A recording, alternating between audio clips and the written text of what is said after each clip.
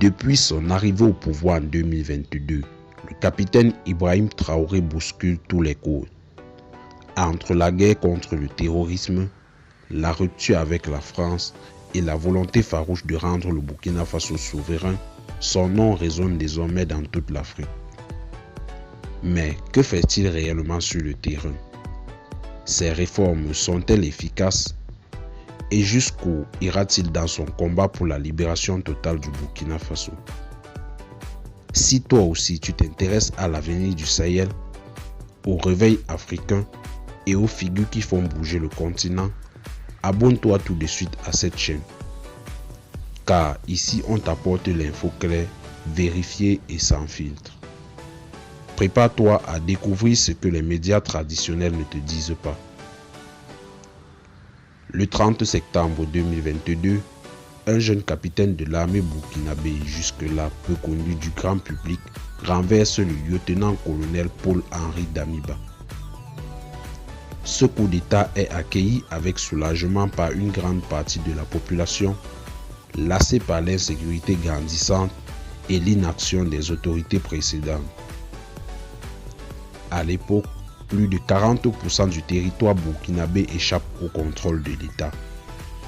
Les attaques terroristes se multiplient, les déplacés internes se comptent par millions et la confiance envers les institutions est au plus bas. Ibrahim Traoré, alors âgé de 34 ans, arrive avec un discours clair. Restaurer la sécurité, libérer le territoire et rendre au Burkina Faso sa souveraineté totale. Son franc-parler, sa proximité avec le peuple et son rejet affiché de toute domination étrangère vont rapidement faire de lui une figure populaire, voire emblématique de toute l'Afrique de l'Ouest.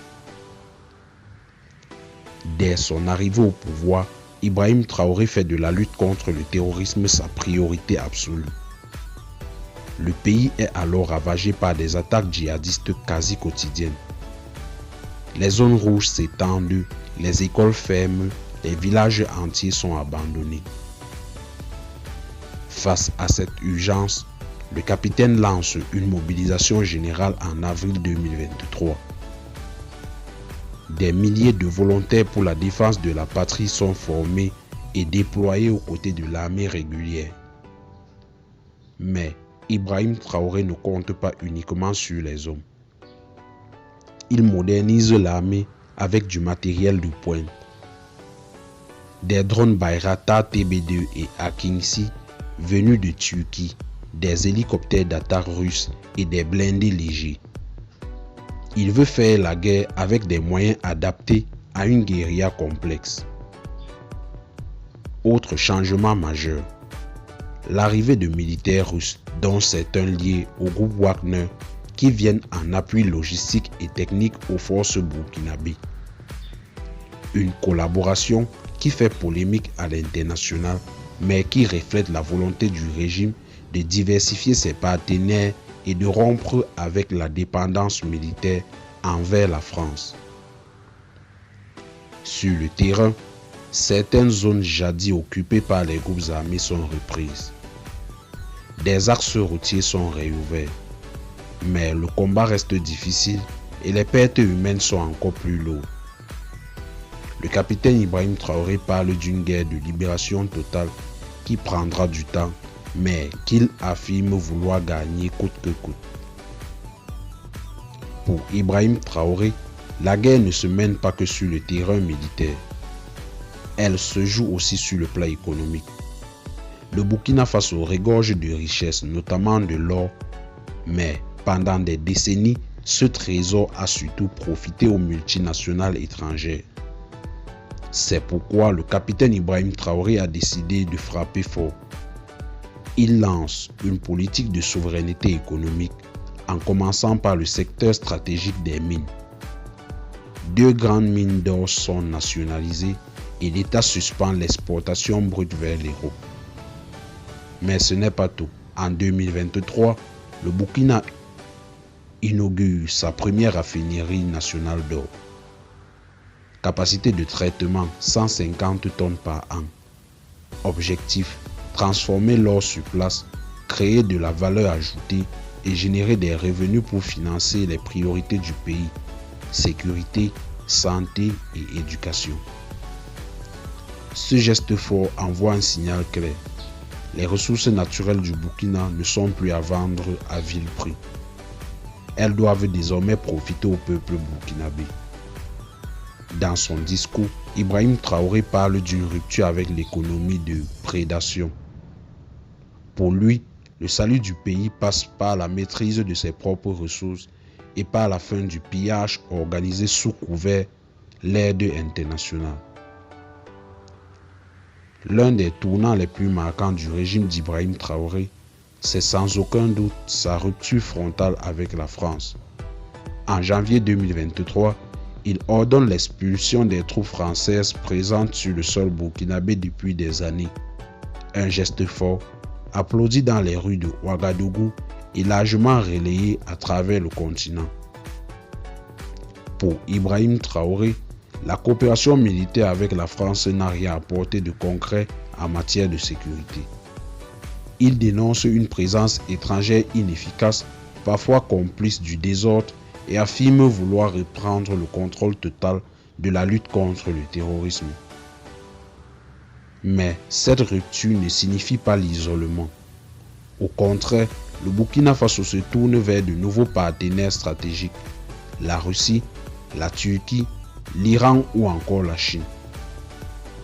Ces pays apportent une aide militaire, des technologies et des investissements sans les conditionnalités imposées par les anciennes puissances coloniales. Sur le plan régional, Ibrahim Traoré renforce aussi la coopération avec le Mali et le Niger. Ensemble, ils créent en 2023 l'Alliance des États du Sahel, une alliance militaire, économique et diplomatique. Trois pays unis par une vision commune, celle d'un Sahel souverain, sans tutelle étrangère. Ce bouleversement diplomatique est historique.